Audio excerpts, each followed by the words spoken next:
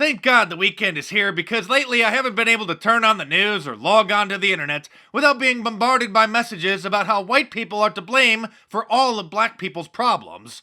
But thankfully, some white people have decided to step up and accept responsibility for the imaginary racism that others are experiencing. Who would be so brave, you ask? Celebrities, of course, because they always know what's best. I take responsibility.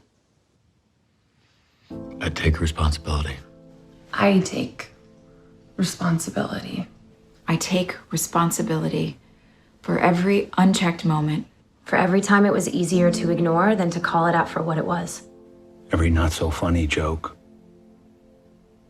Every unfair stereotype. I will no longer allow racist, hurtful words, jokes, stereotypes, no matter how big or small, to be uttered in my presence.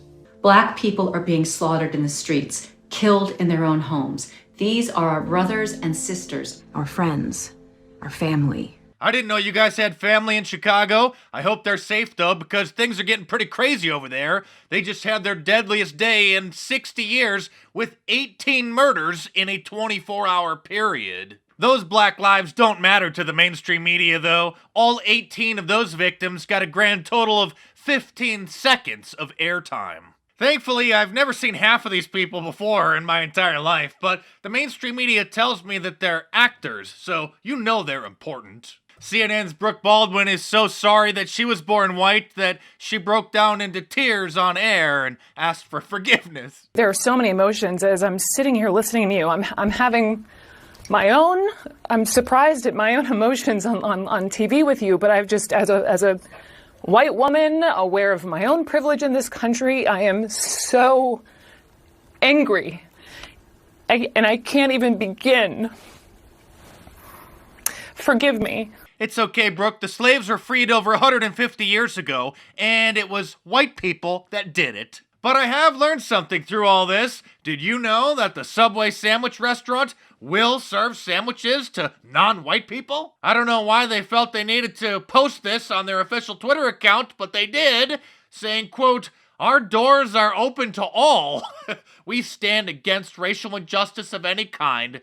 There are a lot of important voices speaking out right now that need to be heard, so we're stepping away from social media to ensure that happens." And the Tampax Tampon Company let the world know that their tampons are for black women too, saying that they stand with the black community and those fighting against systemic racism and inequality. Thank you, Tampax. What would the black community do without knowing that it was okay for them to buy tampons? Walmart cares about black people so much that they announced that they're going to allow them to steal their hair care products from stores. As I've covered in previous videos and detailed in my book, Liberalism Find a Cure, the African American hair care products are among the most stolen products from Walmart. So in many locations, they store them behind a locked glass case, just like they do razors and baby formula for the same reason. But trying to prevent the theft of some of the most stolen items in your store is now racist. And the Band-Aid brand bandages are releasing some new